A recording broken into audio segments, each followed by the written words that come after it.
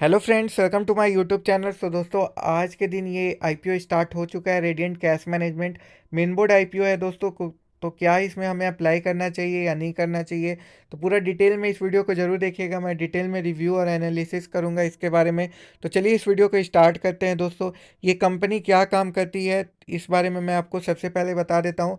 तो दोस्तों, जो ये कंपनी है रेडिएंट कैश मैनेजमेंट सर्विसेज, ये क्या करती है? कैश का दोस्तों इनफ्लो आउटफ्लो कराती है। इनफ्लो आउटफ्लो क्या होता है? एक जगह से दूसरे जगह पे कैश को ले जाना और वहाँ पे आपको देना, और आउटफ्लो मतलब वहाँ से लेके आना। तो ये काम कंपनी करती है, कैश का इनफ्लो और आउटफ्लो।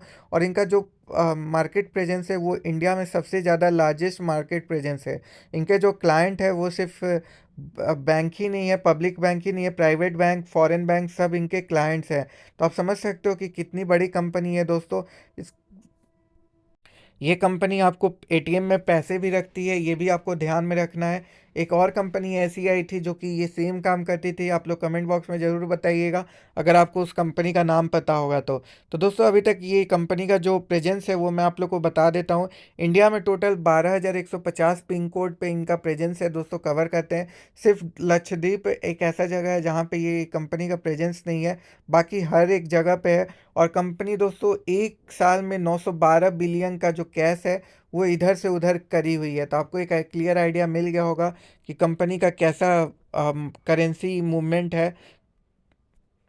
तो दोस्तों, अगर समरी करें हम लोग तो 5 वर्टिकल में कंपनी काम करती है। एक कैश का पिकअप एंड डिलीवरी, एक network currency management, cash pre processing, cash van और कैश इन ट्रांजिट, और बाकी वैल्यू एडेड सर्विसेज का काम ये कंपनी करती है। आपको एक बार आईपीओ का डिटेल्स दिखा देते हैं। तो ये कंपनी 23 से 27 तारीख तक आईपीओ रहेगा दोस्तों। और दोस्तों मतलब ट्यूसडे तक रहेगा, अगले वीक के ट्यूसडे तक ये आईपीओ रहेगा, ये बात ध्यान में रखें। प्राइस जो है 94 से 99 रुपीज़ पर शेयर ले आया गया है, तो ये भी आप ध्यान रखें। फ्रेश इशू दोस्तों 60 करोड़ का है, और जो ऑफर फॉर सेल है वो 327 करोड़ का है। तो मतलब लगभग में आप कह सकते हो 5.5 टाइम्स बड़ा इसका ऑफर फॉर सेल है। फ्रेश इशू ये होता है कि नए शेयर मार्केट में लाए जाते हैं।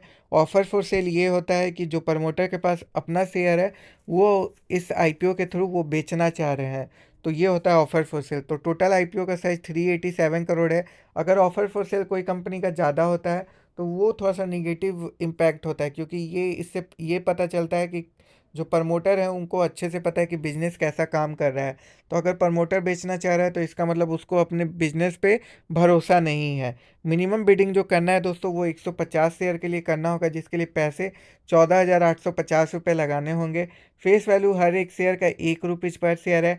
रिटेल का जो कोटा है वो 35% है, और बाकी दोस्तों नॉन रिटेल का कोटा 15% है, क्यूआईबी का 50% है। ये लिस्ट होगा दोस्तों national stock exchange, Bombay stock exchange, दोनों जगह पे लिस्ट होगा। अब बात करते हैं इसके फाइनेंशियल परफॉर्मेंस पे। तो दोस्तों, जो इसका रिवेन्यू है 2019 में देखें तो 220 करोड़ का रिवेन्यू था। 2020 में देखें तो 248 करोड़ का रिवेन्यू हुआ। 2021 में देखें तो 221 करोड़ का रिवेन्यू हुआ, और 2022 में देखें तो 286 करोड़ का रिवेन्यू हुआ। तो 2019 से 2020 में अगर देखें तो रिवेन्यू इंक्रीज हुआ था। फिर 2020 से 2021 में देखें तो रिवेन्यू डिक्रीज हो गया। 2021 से 2022 में देखें तो फिर से रिवेन्यू इंक्रीज हुआ है। तो दोस्तों, फाइनेंशियल जो है इनका ऐसे अप डाउन वाला स्ट्रक्चर है ना, कंसिस्टेंट नहीं बोल सकते हैं। नेट इनकम अगर देखें तो नेट इनकम 25 करोड़ था, फिर 36 करोड़ हुआ अगले साल, 36 करोड़ के बाद 32 करोड़ हुआ, फिर 38 करोड़ हुआ। तो नेट इनकम भी इनका वैसा ही है, बट कंपनी ठीक ठाक है, पॉजिटिव पॉजिटिव इनका नेट इनकम है, मतलब कंपनी लॉस में नहीं है। ये एक अच्छी चीज़ है। मार्जिन इनका ठीक ठाक है, मार्जिन काफ़ी सही है, 11%, 14% और 13% के आसपास है। तो कंपनी का एक आउटलुक मिल गया होगा, ठीक ठाक कंपनी है। ज़्यादा 4 साल में रिवेन्यू में ऐसा नहीं हुआ कि रिवेन्यू डबल हो गया है। रिवेन्यू वहीं पे रहा है, आपको बोल सकते हो 30 to 40% का जंप हुआ है लास्ट 4 साल में। मार्जिन भी ठीक ठाक है, नेट इनकम भी इनका ज़्यादा बढ़ा नहीं है, 50% का ही ग्रोथ हुआ है। तो ये दोस्तों फाइनेंशियल के बारे में आपको पता चल गया होगा। अब कंपनी का हम लोग थोड़ा सा वैल्यूएशन देख लेते हैं।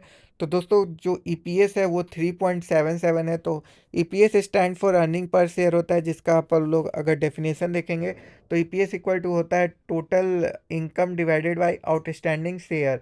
ये होता है दोस्तों, जितना ईपीएस ज़्यादा होता है कंपनी बोला जाता है कि उतना ही बेटर होता है। तो ईपीएस इसका 3.77 है, जो कि इंडिकेट कर रहा है कि आउटस्टैंडिंग शेयर मार्केट में काफ़ी ज़्यादा है और इनकम कम है। पी रेशियो अगर देखें तो 25 से ज़्यादा है थोड़ा सा, तो ओवर वैल्यूड है। इसका जो पीयर है उनके कंपैरिजन में अगर देखें तो पी रेशियो इनका काफ़ी ज़्यादा है दोस्तों। तो ये चीज़ भी आपको एक फोकस करके रखना होगा, मतलब इसके अपने सेगमेंट में इसका पी रेशियो काफ़ी ज़्यादा है। बाकी अगर बात करें डेट टू इक्विटी का, तो डेट टू इक्विटी 2021 से 2022 में अगर देखें तो दोस्तों बढ़ा है, मतलब कि जो उधार है वो कंपनी के ऊपर पिछले 1 साल में इंक्रीज हुआ है। तो ये चीज़ आपको जानना होगा। बाकी अर्निंग बिफोर इंटरेस्ट टैक्स देखें तो 22% था, फिर 20% हुआ। तो ये भी दोस्तों ठीक ठाक ही है, ज़्यादा कम बेसी नहीं बोल सकते हैं, मतलब डिसेंट बोल सकते हैं। तो वैल्यूएशन आपको एक क्लियर आइडिया मिल गया होगा।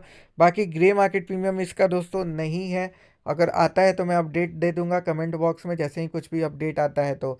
फिर दोस्तों अगर बात करें इसके रजिस्ट्रार की, तो इसका रजिस्ट्रार जो है दोस्तों वो link in time India private limited है। तो यहीं पे आपको अपना आके अलॉटमेंट स्टेटस चेक करना होगा जिस दिन अलॉटमेंट आएगा। दोस्तों मैं अभी आप लोग को रिव्यू दिखा देता हूँ, ब्रोकरेज फर्म क्या कहते हैं, क्या इसमें अप्लाई करना चाहिए या नहीं करना चाहिए। तो दोस्तों एक ब्रोकरेज फर्म का रिव्यू आया है, कैनरा बैंक सिक्योरिटी, जो कि अवॉइड करने के लिए बोल रहे हैं। बीपी वेल्थ भी अवॉइड करने के लिए बोल रहे हैं। एलाइट वेल्थ भी अवॉइड करने के लिए बोल रहे हैं। तो 3 अभी ब्रोकरेज फर्म का है जिन जो अवॉइड करने के लिए बोल रहे हैं। बाकी दोस्तों हेम सिक्योरिटी सब्सक्राइब करने के लिए बोल रहा है। तो आपको ये रेशियो पता चल गया होगा, सब्सक्राइब वाले एक हैं आउट ऑफ 4।